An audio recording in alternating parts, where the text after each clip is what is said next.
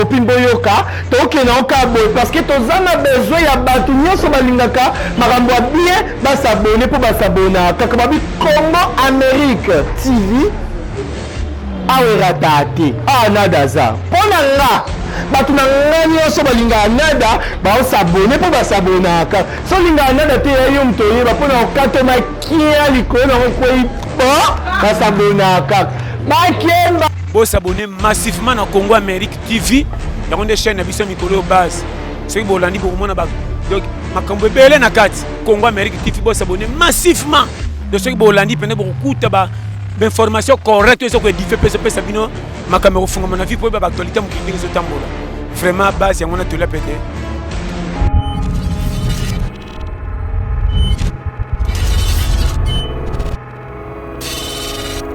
Bonjour chers internautes partout dans le monde, bozo landangai na émission na bino bolingaka mingi émission tolobela yango. Pourquoi tolobela yango? Toloba toujours tolobela yango to betaka makambo etali ngai makambo etali yo makambo etali tous les couches oyo ese pasaka na kati ya mboka na biso République démocratique du Congo onga na bengaka bongo mboka ya Fachi Béton. Pourquoi Fachi Béton? Puisque yende aza mukonzi ya ekolo na sokombo na Congo. Lelo na zabongo na esengo lisusu makasi na kati ya plateau na ngai ya koyamba moko na benga nani? Président, fondateur, initiateur na yebite ya événement munene ya bongo kombo nango Miss Latron. Je pense que tout le monde a qui première saison lelo oyo azongeli biso lisusu na deuxième saison to yebite ba surprise zaning mais makambo ya solo les ebele na kata émission oyo na sengo lisusu na plateau na mpona ko présenter bongo na kombo ya monsieur Dan Kazamba. Miss Latron, bonjour. Bonjour Christian. Ça va? Super normal, ouais. Super normal. Ouais, ça va. Vous êtes sûr? Oh bah trop bien, trop bien. Émission sur comment on tolobela yango te betaka makambo etali. Est-ce que vous êtes prêt ya ko répondre à biso na ba vérité sur le bimao? Pas de problème, ngamo loba pe belé. Normal. Merci ba téléspectateurs sur bola na biso. Émission le ko sala plaisir bongo à mon privé partenaire Koki. Bon le partenaire privé longue bandundo eye na kati ya binga mon pépé Dan Kazamba. Je pense que naza vraiment na esi on susu ya kozano lelo. Penepe na ngai pour te betali solo ya Miss Latron tote komona ba moeleki tozaki na ba séquence ya ba finale ba casting tout consort ya saison eleka qui a Miss Latron mais tout d'un coup tout le monde bo lancer les sous deuxième phase ya Miss Latron mais parmi ba spéculation o etambolaki première édition Miss Latron ba phase a kebele bana bat ba se retrouver té événement leka bien té. Et ça qui dit à quoi? Dans ce pays, à la fois au lobby, parmi ma spéculation, j'ai aimé partir là. Je pense que je vais un peu rectifier un truc. On a eu Tron avec un autre sponsor, que je ne pourrais pas citer leur nom ici. Voilà, c'est un autre sponsor. Et par après, on a eu Miss Elubu. Beaufort, bien sûr, là je prononce ça sans inquiétude. Et puis par après, on revient encore avec le Tron, avec un nouveau contrat, avec le même partenaire en fait. Mais j'aurais bien précisé aussi un petit détail, un petit élément et tout. Je pense qu'il y a des images, et des images de la plus belle de toutes les finales. Auto salle avec ces sponsors-là. Autant à Combo, on a été par exemple Brassicole, on n'a plus de contrat avec lui, je ne peux pas citer leur nom. En fait, ça a été le plus gros des événements que j'ai eu particulièrement organisés. Raison pour laquelle celle qui avait gagné s'appelle Cynthia, la terrasse de Awala, Namatongue, la veine du stade Douana Bromon, sponsor n'a pas ça, il a été parce que c'est nous qui avons fait ces produits-là d'abord. Voilà. Alors, on avait un autre contrat maintenant, à part celui qu'on avait organisé pour la salle pour tout Kinshasa, avec le même sponsor. Et c'est alors que Bracongo a débarqué, voilà, il m'a chopé et on a discuté calmement, tranquillement, on a mis ce qu'il fallait sur la table. Mais bon, comme on l'avait très très bien conclu, on a passé par Miss Elubu Beaufort, qui vient de finir avec Lucie comme gagnante. On va vous donner des images, vous allez mettre ça en illustration. Quand on est venu faire le dépôt de tous ces cadeaux et tout, Lucie a des terrasses, j'ai jamais vu, vous comprenez? Et puis, nous, on innove toujours. tout le monde clairement, nous on innove parce que surtout qui n'est pas dans l'événement. Je ne sais pas qui pourra faire ce que nous faisons. Parce que M. Loubou s'est d'abord trouvé la plus belle et en même temps, à Zalamakas du côté culinaire, on a réussi à choper cette dame-là qui a été vraiment remarquable du côté culinaire. Ça, on l'a vu tous par rapport aux différents castings et challenges qu'elles ont eu à faire.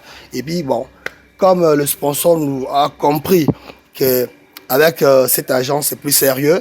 Alors, on a lancé directement, parce que normalement, ces trônes ne devaient pas se passer avec la Bra Congo. Il fallait ça maintenant, mais quand ils mettent le double, tu vois un peu, quand ils mettent des prix qu'il faut. Nous, on voit, c'est vrai, il y a du côté business, il y a nous les organisateurs, mais du côté aussi de prix à gagner, on voit aussi ce que la fille deviendra. Parce que moi, je toujours dis, fille ou à gagner évidemment, il faut les cas, parce que le concept du trône, c'est quoi? Hormis la couronne. Parce que, ouais, la couronne est symbolique royale. Une reine qui a cette couronne-là, mais bien sûr, une reine appartient aussi à un royaume. Et dans un royaume, il y a un trône. Il y a un trône, c'est là qu'elle doit accéder. C'est pourquoi le jour de cette finale, vous allez voir un trône bien construit en format bras Congo, et elle aura une superbe robe qu'elle mettra juste avant de monter sur le trône quand elle sera couronnée. Ben voilà, c'est un peu ça. Voilà, c'est un peu ça. Dan Kazamba, 55 business. Je pense que les téléspectateurs partout dans le monde, les lots, vous êtes passé Miss Loubou, le Miss Latron, avec toujours le même sponsor. Batbaling Bayeba, agence 55 business. C'est clair, na binu zalakanini. C'est clair, zalakanini pour organiser un événement na espace à moi. C'est clair, zalakanini. D'abord, le savoir-faire. Vous savez, tout ça n'a pas aîné. Parce que peut-être qui ont peut-être un peu gâché certaines confiances n'a pas tout.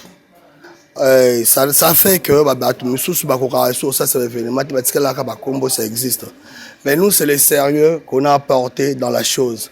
Ça fait des années, toi tu me connais, depuis des années et des années qu'on est là-dedans. On a fait pas mal de compétitions avec pas mal de sponsors et partenaires. Mais c'est la confiance qu'ils nous donnent par rapport à ce que nous faisons. Tu vois? Parce que le but c'est quoi? Elle gagne, oui. Qu'est-ce qu'elle devient par après? C'est ça la grande question. Mais quand on a réussi à déceler ça, on a réussi à trouver la réponse qu'il fallait, et bien c'est comme ça que tout est parti. C'est pourquoi tu vois, on change des concepts. Il y a un moment où tu as le but, organisé quand il y a pas 2 mois, et pain, il y a quoi un autre? Donc, ils ont des concepts différents. On a et Loubou, on a des moi trop. Au défilé, Zalaki, moi dans ces Zalaki, bon voilà, on a fait les shows et Kitoko. Mais là maintenant, c'est le trône. Le trône, c'est-à-dire, dès qu'on a expliqué précédemment, un peu cet endroit qu'elle doit accéder et tout. Et voilà. Donc, il y a des concepts différents, mais il y a un et ça, donc c'est ça quoi. Concept différent, il y a des opérations à Makam. Je pense que l'émission ça la plaisir bongo na AC Kalombo, l'émission ça la plaisir bongo na Tita Diamanisa Andel de l'États-Unis, l'émission ça la plaisir sous Makasi na Ado Jabi, il passe avec moko ya ancien coach ya Makamba Miss. Mais Dan Kazamba, aux moko parmi coach parmi toyo bayebi secret ya mannequin na Miss. Siko ba bolanda biso siko ba différence ni ezalaka mannequin na Miss. OK. Ah, c'est une très belle question parce qu'il y a un accrochage entre les deux termes en fait. Un mannequin, c'est celui-ci ou celle, parce que ça dépend, mannequin c'est le mot masculin, c'est lui qui représente une marque. Mannequin, azal mouton peut ça pose ça collate, tout pose ça parfaitement songolo, tout produit moko songolo n'importe lequel. C'est ça le rôle d'un mannequin. Donc mannequin azal d'office du côté il y a qu'on promouvoir un produit. À Taza Kito côté. D'ailleurs, dans le mannequinat, on n'est pas obligé d'être beau ou belle. Non. Parce que toi, tu dois t'effacer.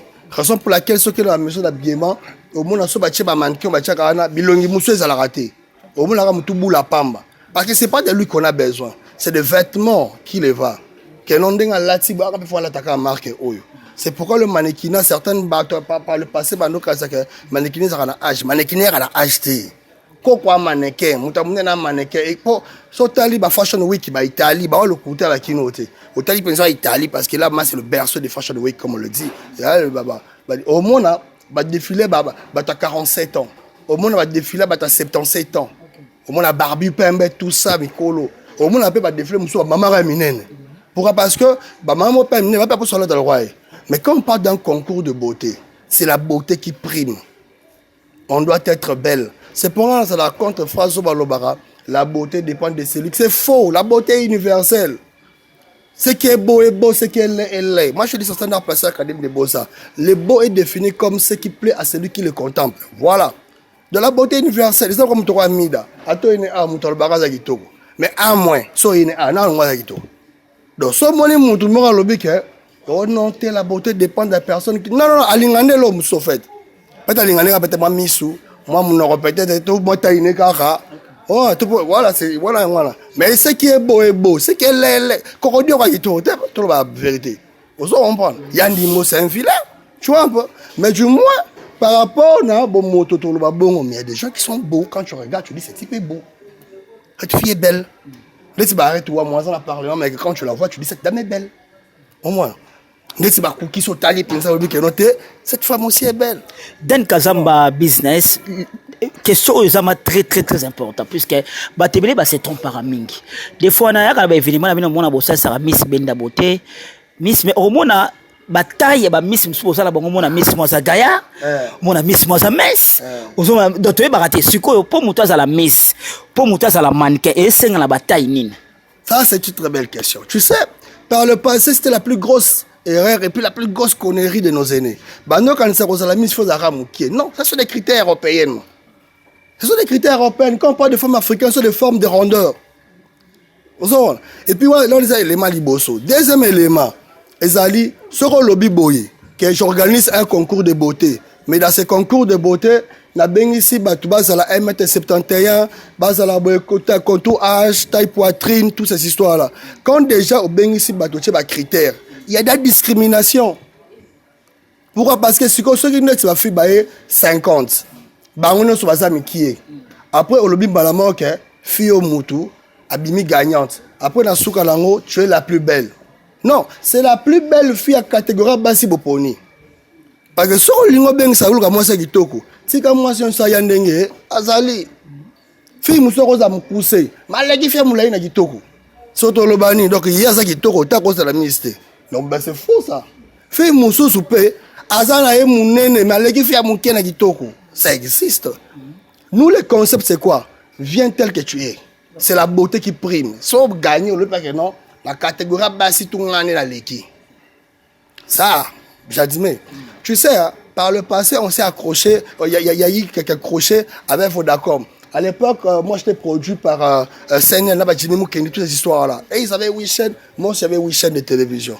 Alors, dans mon spot, à moi, on disait très bien, vous avez la Pembe Moulaï, Moukousse, Pembe Tomouindou. Il y a un ça. Mais Vodacom, dans le même chaîne, disait, non, nous, c'est le taille universelle, la taille universelle, toutes ces histoires-là. J'ai aimé dans une émission, le Jimmy Aloba. Aloba, et ça, grâce à 5 Wana, Vodacom a changé les critères de participation. Les lots, au monde, va mis à tatouage, je commis. Innovation yayo. Ben oui, enfin moi ça n'a jamais existé. Vous assure.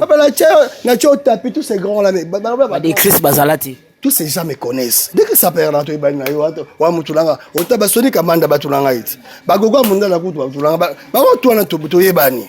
To yebani. Na lobby avant moi. Moi ça fait maintenant près de 17 ans qu'on est là dedans.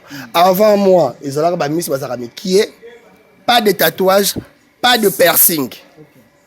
Après moi, au moins on a pris dans ma côté, on a basé à Pembe Bakoti. Attends, un tatouage, pas problème, les alités. Et un souci qui peut soutenir, on me fait ça, mon nez. Est-ce que c'est innovation par technique, il y a boulot, mais ils ont par norme, ils ont évolué par rapport à G. Et ça, innovation, mais ça apporte aussi une certaine lumière, une certaine clarté sur le choix des candidates. Et permettre un peu que les gens réfléchir un peu. Tu vois, somme tout va vendre mais 5 wana tout le monde peut pas qui to appelle l'aspect naé hein. Voilà. Bon, question moi elingaya, question un peu pertinente. Na mona des fois bo ça ça ba casting culinaire, bo ça casting ya ba danse, ba casting. Bon, na ina ba rapport on est dans la danse kolamba, koloba na mode, na match ya miss. Ça fait partie des critères fondamentaux pour être Elimis ou pour être une femme.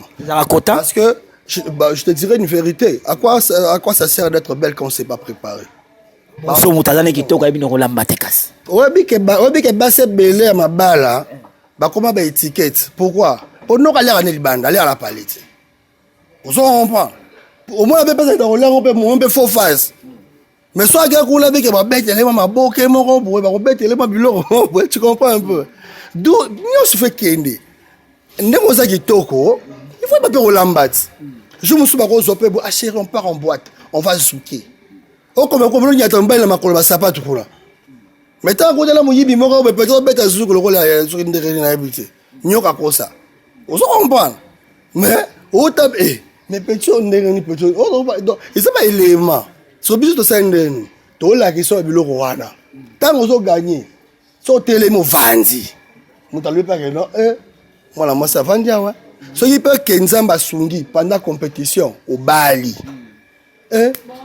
mutu peut so vandi on va peni en tout cas on peut en tout cas faut la balle mais so il peut mutu jouer par exemple à travers compétition na ngai moi c'est à Bali Johanna ça pensa très heureux pour to Bali c'est belé au moins là moi là on a aibi ko lamba expression orale c'est savoir parler exemple au gagner compétition ba sur terrasse ba sur boue tu deviens d'office notre ambassadrice ba les sur la TV expliquer ma kambango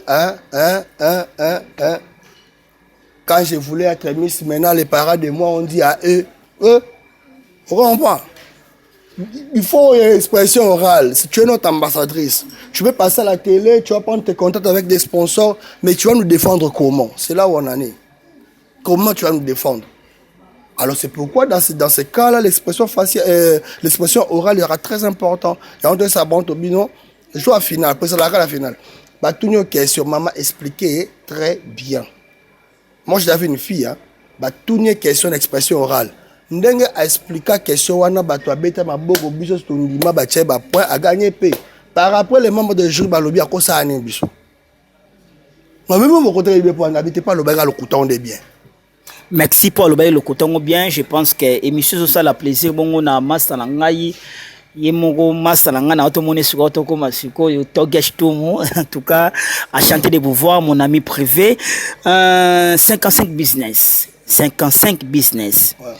C'est une agence avec du mannequin ou 55 business, c'est une agence avec des miss et des filles qu'une personne a Roya a 55 business, soit la sport publicitaire ou soit l'engagement les camerounais. Expliquez-moi ce moment 55 business, pourquoi? 55 business c'est une agence à caractère événementiel. Là je le mets un peu en gros. On a tous les managements, on a tous les prendre market, on a dans tout ça en fait. Mais quand une personne nous approche, on doit savoir d'abord c'est dans quel but. Si c'est pour manager un événement ou une activité socio-culturelle, on est là, on peut le manager, on a des contacts, on a des relations, on fait tout ça, on met ça en pratique pour que son événement quand même puisse avoir la grandeur dont elle rêve. Mais ceux qui paient que Moutaï avec un autre, moi j'ai un tel produit, j'ai un tel marque, tout ça, ben j'ai besoin que les gens les connaissent, tout ça, ce qui peut y avoir une activité, ok on arrive. Aujourd'hui on pèse lourd parce qu'on n'a quand même pas n'importe qui comme sponsor. On pèse lourd. Soit moi déjà brasserie Juio. Au taille dans des solo, le taille du côté Simon Lubité. Pour n'en ma bête pour longtemps à Bakombo, je sais qu'ici il n'y a pas trop de sponsors et tout. Ma voisin à Bissou. Bah qui c'est pas produit bah bon soldé nous a mis 500 toutes ces histoires là t'as qu'à bien premier bah soldat mais ce que bisous la braconnon sur on solde pas nous c'est la qualité c'est la marque dans sa publicité parce que peut-être on ça déjà publicité au 4 pour ça de publicité 55 business 55 business to kenimo mokene nga ça vraiment na ça vraiment na ben keti de royeba ba détail pour on a coûté on a tous à la ramène à coûté nos lelo j'ai aimé parce que la question là vraiment trop ciblée en tout cas félicitations c'est très belle émission na coûté nos lelo 17 ans d'expérience dans Moussala Oyo. Beaucoup de manifestations, beaucoup des événements. Intérêt particulier. Surtout mon le loué. Trône leki. Miss Lubusoki kombo to tanga ti ono lobaki wana. Intérêt dans les années. Intérêt. C'est là maintenant qu'on ne peut pas le dire devant la caméra. Tu sais pourquoi? Kinshasa il suffit qu'on le roman, le bolotima kulu to le tata mwasi, comprends? Donc to a biso banga. Tala ko mati bandero loka ya pamba ka ba monika maman na logo sponsor mais 3 jours après au plainte Donc, on comprend toutes ces histoires, on est habitué né avec. Mais tout ce que nous on dit, quand on dit c'est un business, tu feras, à la fin, il y a la partie business. Donc, dans tous les cas, c'est un pari gagnant-gagnant. Dans la mission, tu révolutionner le système, quand on fait un événement, il faut voter à se retrouver. Parce qu'on a la télécommunication, ils ont la carte. Non, si plutôt toi, un sponsor de télécommunication. Mais pourquoi on a voulu que le vote soit parce que si vous avez crédit, on a envoyé au 12-12, 400 unités. Il pose 400 unités au 12-12, téléphone est très difficile. C'est l'escroquerie. C'est là, pardon, non, katao, apparemment, le Colombie n'a pas besoin de acquiser bâtiment, ça la vote sur téléphone. Quand vous écoute, je n'insinue rien en fait. Je dis c'est un truc, c'est un fait. Papa, bisto banyanga faut papa ndang. Nous on a commencé ces histoires ici. Tout ce sont les télécommunications, c'est un mystère. Vous êtes sincère, Marambolo, que vote sur téléphone et c'est escroqué. Expliquez bien. Papa, toi qui es sous terme, moi j'aime parler avec des propos. T'inquiète même pas, il n'y a pas de procès collés, tout ça. Ça n'engage que moi, bien sûr. Nabi, yo, babisio, pour la voter, Christian C pour les grands journalistes, envoyer 400 unités pour 12,500 points à tel numéro. On appelle la téléphone, on a juste 400 unités. On a pris à l'élo, on a bon à l'élo. On a joué à mon sucre, on a créé la tienne. Et qu'est-ce que le téléphone, il faut la benga, on a benga, on a crédit vide. Vous comprenez? Si on a benga, on a longue, on a 18. Si on a combien de salaire? Vous comprenez? Toi combien? Beta c'est quoi 10 000 fois multiplié par combien de millions d'abonnés tu auras battu? Ces gens-là gagnent quoi par après? Tu vois, au moins pas c'est Kendall. Mais chez nous, quand tu viens, on vote en achetant un produit brassicole. Hein? Je ne sais pas citer le nom.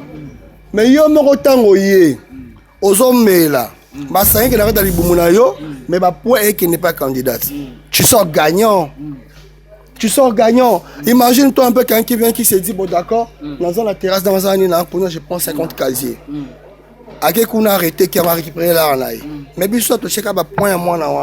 Bien que ce n'est pas le 100% de la totalité des points. Donc, c'est 50% de fait.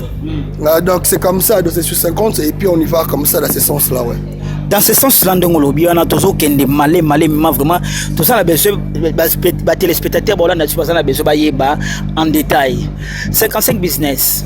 Tout le monde a rendu vote nabino, les Carabiens. 55 business, à chaque fois, on a participé à un événement nabino. Na mon rendu vote salama on commissionné il a acheté une boisson, il y a brassicole comme aux otanga. Mais apparemment il y a des gens au basso rebellé, a sombi bébélé. Mais na souka masolo mona a sombi rebellé, mazuité. Au moins na moto mo basso maki moins azui.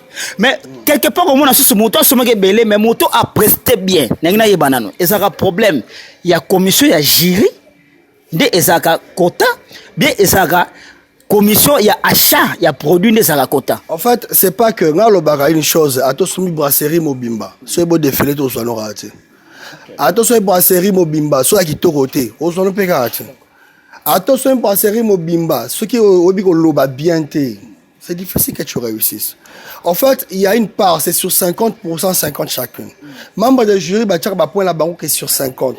Le public peut bâtir la banque sur 50. C'est les deux qui font 100%. Le 50, un membre de jury, Ezali Koseka, Kotambola, tout ce qui va avec, l'expression orale, etc. Il y a aussi le public, quand tu as consommé les produits brassicoles, pour la canette numéro 9, la canette numéro X, mais le mal avec la famille est belé. Moi, la famille est belé parce que ça là, soit plein, 2000 personnes, tout ça. Mais le mal de la famille, on est arani. Force d'avoir un souka. Aussi longtemps, on a généralement 4 castings. Généralement, si on débat peut-être 5. Mais là, tu dois déjà te démarquer. Vous comprenez? Mais ce que ça fait, Moussoussou, tout au long de la compétition, se démarquer Malembe. Tu comprends?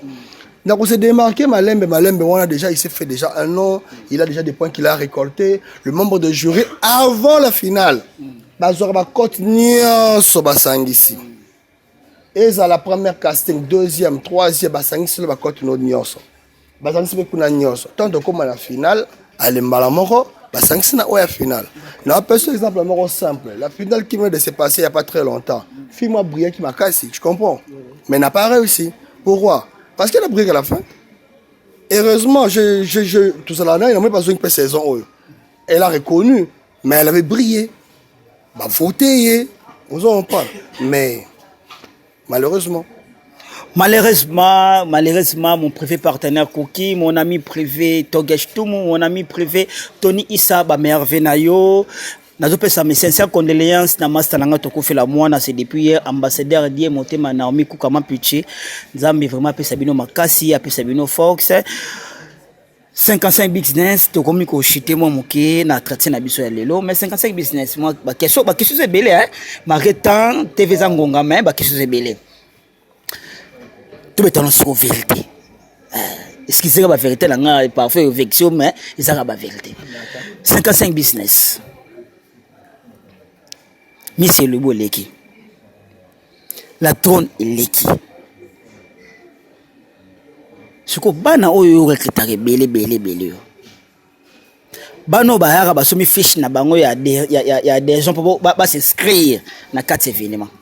Bana o bazaka premier casting basomele masanga. Deuxième casting basomele masanga. Paf banango balongwe. Mais à côté ça déjà bon on a événement. Quelle chance. Événement et s'il a raté et s'il. Obimisi Miss première dauphine de Bolobara et en plus la troisième je sais pas. Maintenant ce que bano ba côte ça parce que dernièrement na lekaka na événement na bino awasi fona lo bango on permettre nga des autres de mo salama awe bien non des autres de mo lekaka na buto awa azongi ce soir to benga des autres de mo lekaka na buto moi j'étais là oui des autres de lekaka wana ba propos lekaka wana yo yebinga pena bito lo bango devant télévision té mais to so banga na bédition ce bandi ya sikalelo que ba jaka biloka bongo zonga siko assurance nini opesa na bato batekaka bateki ba billet bateki ba boisson bateki ba nini siko assurance na bango après mi César nini en fait au bon on a la candidate na moi zonga qui c'est aussi une belle femme après bien bazala appel à public na bango ndeti ye naza contre été parce que ça lango été maman na épété papa na épété vous comprenez mais ça peut-être bato sur balanda qui au moins les moutons voter en melat so quit juillet so expliquer que moi na zuité ta niveau ta mouton mela à langwe ce que yo rebise maman to yaya au moins na quit no so ça lango ndeko no a zuité obimba Rolando vous comprenez donc babilo wana to mesa na biso lango isa lango na ndenge c'est pourquoi j'ai toujours dit aux gens so ba moni bato mususu atala suka sili ki bo sala contre bangote ils a droit na atanga peso azabo na mereki na ngebele na sombi so mona na zuité surtout ngana sa muna boy mais bon là pangati on passe on a taxi au kitamba moi mais je vais dire une chose vous savez quand tu viens dans une compétition to comme so star vous comprenez parfois nous on gagne pas plus que bango to comme so star c'est toi qui montes sur ce podium là c'est tout le monde qui est en bas qui vient te regarder en star en vedette vous comprenez nga vandara au bon là-bas bato ba yi apetu na penza ko pona pibi kingandi kala minta bato moi présidence pe ba yaka on tout un loko moi présidence mais to se peka na 4 filles wana moi autant pour na bango vous comprenez ça existe c'est eux qui bénéficient tout au long de la compétition ça na bana au penza que no a gagné n'était malela ka ko sakana te totonga tonga Dan Kazamba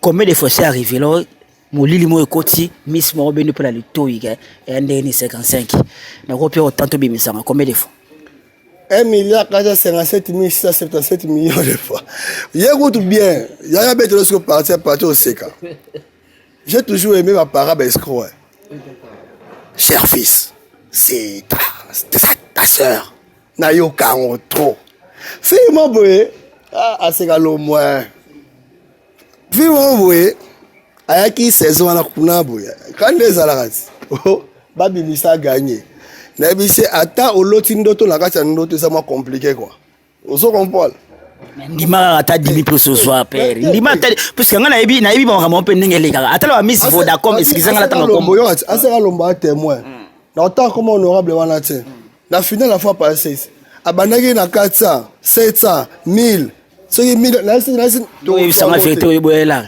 c'est tout ça qui a monté Yo bimisonoka moto mona final au bénéficiaire. Témoin azala na moni na ba document, yene muta alosa la commission parce que ngaza na kati ya logement, yene muta no mata, aye oh, c'est que combien autant, c'est combien autant. Mais à la fin, Toby, attends combien.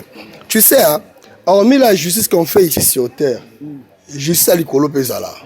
Vous comprenez? Tu sais, on dit pas que la carrière n'a jamais commis des erreurs. Mais c'est partant de certaines erreurs qu'on a quand même eu certaine sagesse aussi. Aux monde. Les gens ont fait Moussoussou a gagné honnêtement. Le fait que tu as été honnête avec lui et fondé la porte. Tu vois? Au moins, la paquet, tu as une étoile, ma paix sur rien.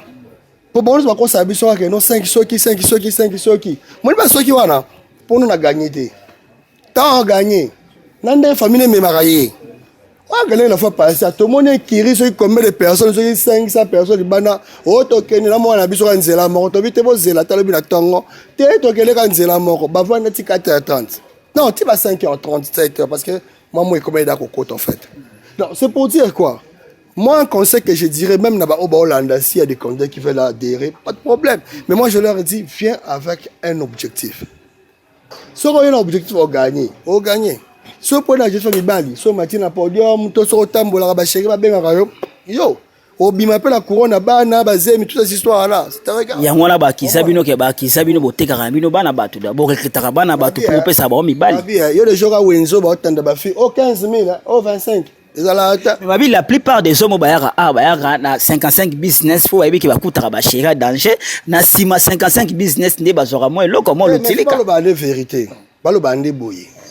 Bakenda ba répétition ba misa ba tout ba mona basa ki côté parce que biso c'est la qualité mi komisa ande fort oh te mena biso vérité tala o bi ka ngaso ça le événement sont organisés au moins la carence basa ki to na Kinshasa so répétition na bandi ozo on point c'est que basa la répétition ozo on point so qui kaka o répétition mutu mususu o ebate o mobali muta koti to mwasi alati mayo de pas so maman ko la tabla mama oni ko ça boyko tu vois mais nous c'est différent. Au bureau, on va au bail. Tu vas nous répéter calamité deux fois. Non, tu vas nous bien parce que calamité par contre, ça bannerole et tout ça. Mais au tel qualité, il y a pas la bailler. Ce que la méthode de Michael Libanda au moins la baisse qui va diminuer. C'est comment compte à retour. Tu vois? Ça qui va comment compte à Siko, nous sommes arrivés à la fin. Allez-y comprendre, je suis avec 55 business Dan Kazamba, Miss la trône, dans sa dire 55 business. Moi question moi souka itikali batu ba téléspectateurs partout dans le monde bato talayo, bato balingaka yo, bato balingaka mode, bato balingaka miss, bato balingaka mannequinat, bato balingaka ni surtout comme les événementiels nous zo comme ça wana. Tozela nini na édition oyo. Tout monaki saison et les kaki, c'était bien passé. Tout le monde a dit saison les gars qui paient wana c'était bien passé. Maintenant saison Oyo, Obutobandi Asika. Il y a quoi de spécial? Le plus gros de tous les spectacles. Ça, je vous le promets, c'est le plus grand de tous les spectacles que j'ai organisés. Parce que un mot bateau moi mon qui est na devoir de mémoire. On t'a tondi ça boza va faire agricole babiso yo. Après agricole que banda te biso ton ça. Omi kumisaka trop pona nini? Pona nini omi kumisaka? Aux avantages bien ça orgueil. Je suis l'homme le plus simple. Tu sais, ça c'est l'orgueil, hein. L'orgueil. C'est pas l'orgueil. Un orgueilleux, un autant, c'est autre chose. Mais quelqu'un qui explique ce qu'il veut, ce qu'il sait, c'est logique. Vous comprenez? Est-ce que Jésus dans le bas, je suis le fils de Dieu? Est-ce que, est-ce qu'il orgueil? Vous comprenez? Alors, bino tata la yé, yo moto ko che somo ha, mutakelo mukine papa la yé. Obangi Yesu po moni na ma sultani, a gêné pe satan bilaka si bangati. Vous comprenez? Donc, c'est pour dire c'est l'humilité mais en toute tranquillité, simplicité mais je vous explique ce qu'il faut. C'est l'événement que nous organisons sera plus grand. Na Paris on a Nicole Vangu tout ba vandi ba ozela. Vous comprenez? Ba mimi menga na Finlande ba vandi ba ozela la bangwana. Oh, ma kwani je suis concordance pour ya vanda na kuna Londres kuna ba ozela bakambo. Et on a aussi un parent de choix. Un parent classe. Un type hyper friqué en fait. J'ai raconté des gens friqués dans ma vie. Mais c'est tout m'a épaté par la simplicité avec laquelle ils distribuent un dollar. Tu vois? Il y a Willy Mousseni. Code Amboka. Code mondial. Il revient, je crois, bientôt là d'ailleurs. Il sera là pour mes castings. Merci père, merci pour... Ce type-là, on a habité. Parce que généralement, la kin, les hommes riches, parce qu'elle est raciste. Il y a maintenant 4 bazars à la corona, bazar en soins, il y a un moni mikolo pe, ba geste barrière raison. Mais la scène on appelle moko na bateau, bazar na besoin ba se faire inscrire, bazar na besoin ba s'adhérer mais ba yebité ba ko sa ndenge nini. C'est simple, on a une page Facebook, ils peuvent aller direct Mistrod Beaufort, ils vont voir la page elle est là, ils vont voir l'affiche. Et puis actuellement, on a des endroits où nous répétons, s'ils veulent bien, nous sommes à Bingamo Pépé, mais sinon, ils peuvent prendre aussi le numéro de contact, c'est sur la fiche qui est dans la page. Et à partir de là, tu peux t'inscrire, même à partir de l'internet, tu t'inscris. Pour la on a bientôt, à partir du 10 au 15, je pense, il y aura des banderoles qui sont un peu partout. On a un nouveau numéro que nous allons mettre là. Les appels numéros sponsors, que je ne peux pas quand même citer les noms, appel Mouta Télécom. Et ils peuvent aussi appeler, il y aura un service clientèle qui sera là pour les accueillir. Et puis, direct, ils se font inscrire. Et puis là, je répète, si seulement tu sais que tu es consciemment belle, si seulement tu sais que ils appellent la garçon, c'est quelque part tu es belle aussi. Tu peux venir tenter ta chance, on ne sait jamais. La beauté, elle se modifie, hein. La beauté se transforme. C'est pour moi que tu as concept de la beauté. Pour moi, c'est ce qu'on appelle la tango. Tu vois, c'est aussi le rôle que nous faisons aussi ici. On prend ta beauté à toi, on t'explique. Au moins, il y a qui qu'on a, il faut la rabouer. Au moins, il y a il faut pas qu'on la rabouer. Au moins, la coiffure, il faut la rabouer. Le jour du casting, on a nos stylistes qui viennent par rapport aux tenues, par rapport à la coiffure, par rapport au teint, par rapport à tout ça. C'est comme ça qu'on fait de toi une grosse reine. Donc c'est un peu ça, tu peux particulièrement. Et puis là, je salue aussi tous les membres de mon bureau, hein, parce que je n'ai pas eu le temps de penser à tous ces braves personnes qui m'accompagnent tout le temps, tout le jour. Mais je remercie Aseka Lombo, Mokozila Bango, Kouki, la Tigre Blanche, Petit Nangaya, de tout le temps, 24 heures, c'est 24 heures, Glody, Wanaza, l'aide du chef. Et puis il y a aussi Mélissa Chim qui sont là, il y a Yolem Kiala. Je ne sais pas si je dois oublier des gens là, ça me crée des problèmes. Il y a aussi Zom Kamski, aussi un partenaire événementiel qui nous aide aussi dans la duplication de tracts, affiches, etc. Je remercie tous les sponsors. Je ne sais pas si je peux citer quand même le nom. Je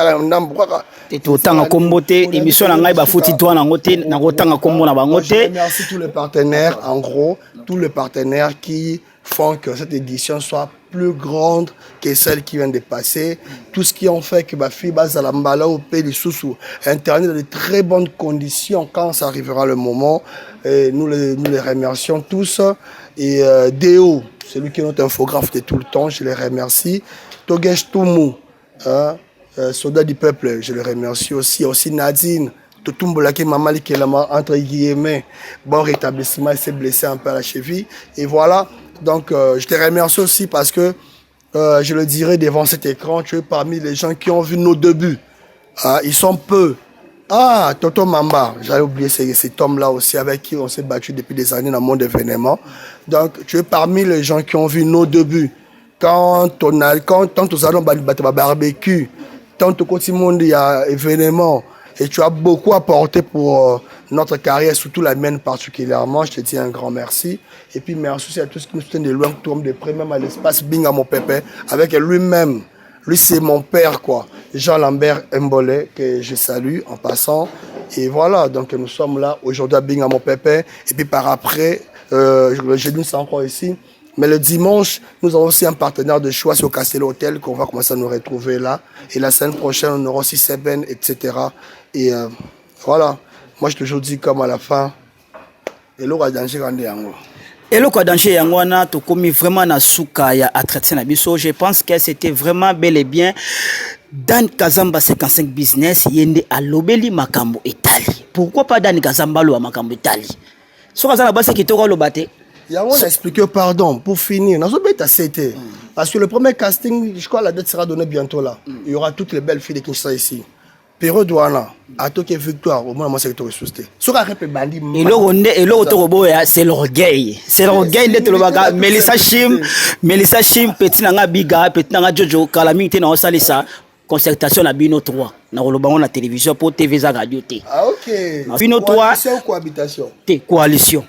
De faux bozo ande bozala qui je pense que de bola ndanga sikoyo et s'appelle Sibino émission comme na suka mon privé partenaire Kuki na moninga mbokoto masalanga moko Togashtumu Aseka Lombo Maxi lisusu na ikoki ko bosa na libango te pire petit nga kati cheche oyebika ne tokochaka masalanga bailo boza ebeli wana vraiment boza ebele asiba misuba ka bakoma banani otoka na groupe l'arrière bukaka